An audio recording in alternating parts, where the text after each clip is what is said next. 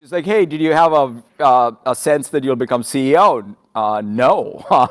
First of all, first of all, grew up even. To us, especially having grown up at Microsoft, I don't think I even thought of a Microsoft where Bill and Steve were not actively engaged. I mean, it was just not even in the realm of possibility. The thing, though, I would say, especially business school graduates are an ambitious lot, and you're all sort of saying, when am I going to be a CEO? My only advice there would be, it's like, don't wait for your next job to do your best work.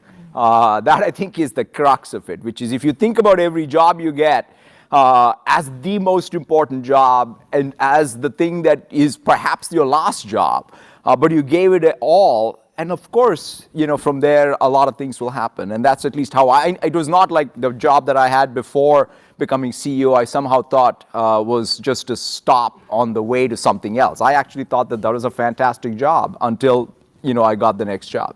And that next job was ultimately to become the CEO of Microsoft. And when you took that job, you faced some high expectations. Microsoft is struggling.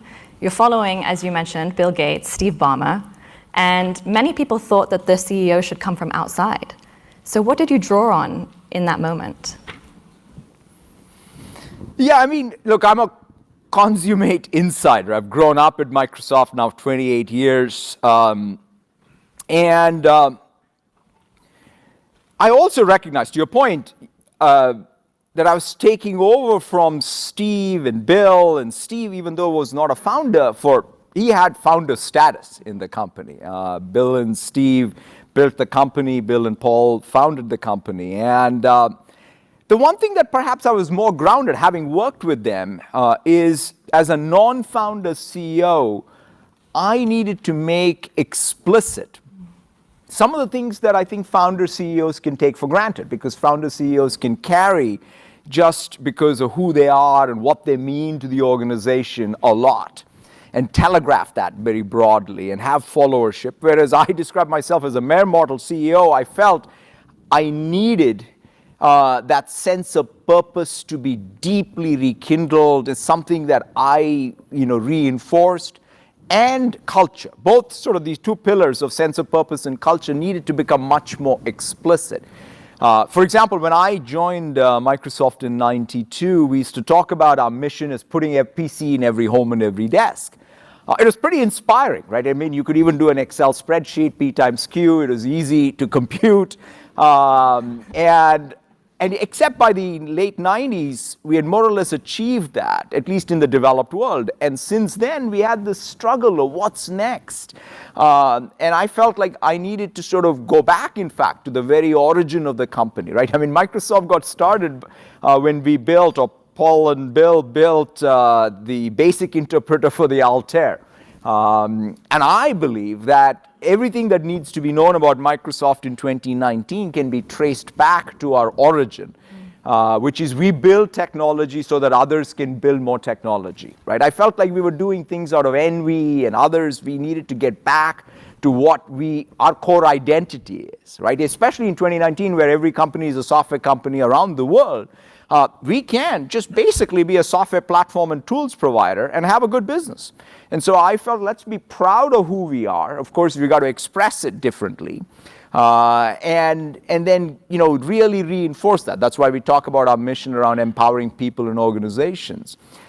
The other piece, though, is we had to work on our culture. I distinctly remember, I guess it was '98 when we first became the largest market cap company in the world. And many of us, who were lucky enough to participate on that wave of growth. But I remember that day when we walked around, you could see in in campus, people thought, wow, we must be God's gifts to mankind. Right? We're so smart, we're so good, look at us. And except that was not the case. I mean, the case was, it's a temporal thing, and it only matters. What matters is your ability to learn, grow, be grounded in the realities, and our customers and what have you. And so that's why I wanted a culture that stood for that learning organization. And in fact, my wife had introduced me to a book by a Stanford professor, Carol Dweck, which I read Mindset many years before I became CEO.